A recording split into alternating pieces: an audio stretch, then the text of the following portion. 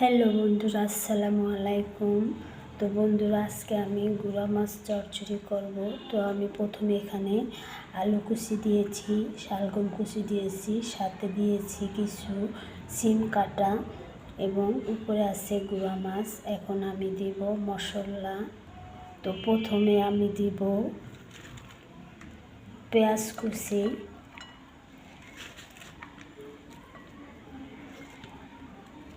এরপর দিব আমি কাঁচামরিচ কাটা, তারপর দিব এখানে আমি আদা ও রসুন বাটা, এরপর দিব হলুদ গুঁড়ো, তারপর দিব জিরার গুঁড়া, এরপর দিব ধনেপাতা গুঁড়া, তারপর দিব সাদা তেল,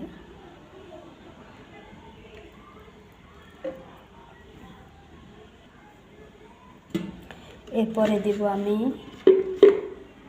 লবণ। এখন এটাকে আমি ভালো করে মাখাবো।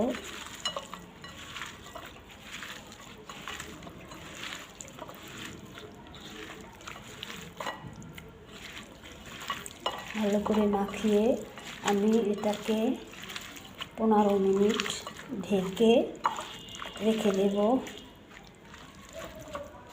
তো আমার মাখানো হয়ে গেছে।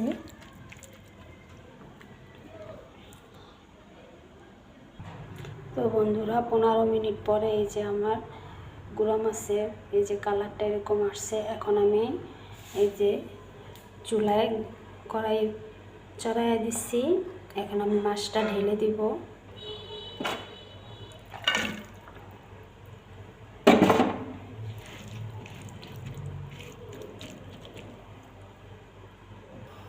এখন আমি দিয়ে দিব পানি।